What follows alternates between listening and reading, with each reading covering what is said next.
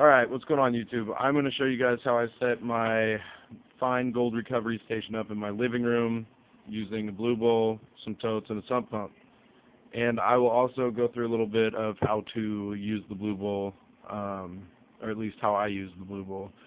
So we've got a Harbor Freight 1600 gallon or 1600 GPH sump pump. It was like $45, something like that. You get $10 and they'll replace it for free. That's the only reason I actually bought the pump from Harbor Freight. Blue bowl, you can get them anywhere. I'd recommend, if you're in the Northwest, give the guys over at DK Nugget and Detectors a call. They're great guys. They work with us really well. They're really nice, always willing to lend a hand. As you can see, I've got the leveler kit for the blue bowl. You spin them counterclockwise, move them up, clockwise in, helps keep that nice and level. Some vials, some Claygon. If you do mine somewhere south or clay rich like Arizona, other than breaking the surface tension and maybe dropping some fine flakes that have some hand oils or other kind of oils on them, it will break that clay up, obviously. Gold magnet for later on.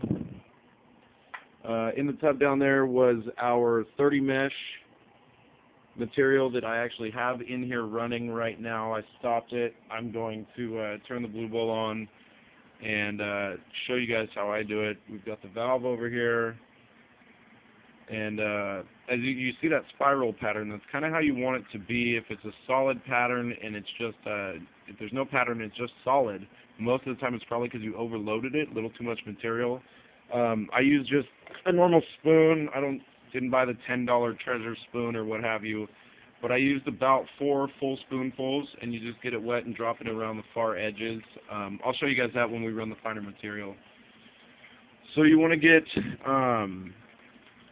the water level up, and how I do it is I don't have lines on it, but for the 30 mesh or higher, I run about a 1/4 inch from the top because it's a little bit heavier material.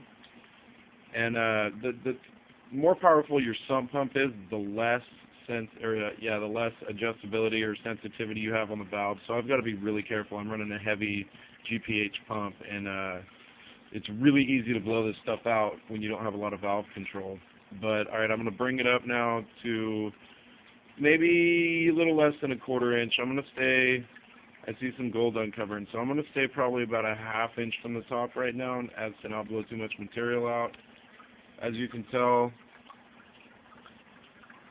makes a nice star pattern. You want to see a lot of material movement, but only the blondes. You want to see that dark stuff kind of stay in there. Like I said, you got to really play with it a lot, kind of get what works best for you. Always run a 5-gallon bucket under the blue bowl as to not blow your material out. That way, if you do miss some gold or you blow anything out, you can just run it back through again. Okay, so what I'm going to do is let this run. I probably ran it a little too fast this time, but I'm going to let this run, redistribute the material real quick, and I'll be back with you.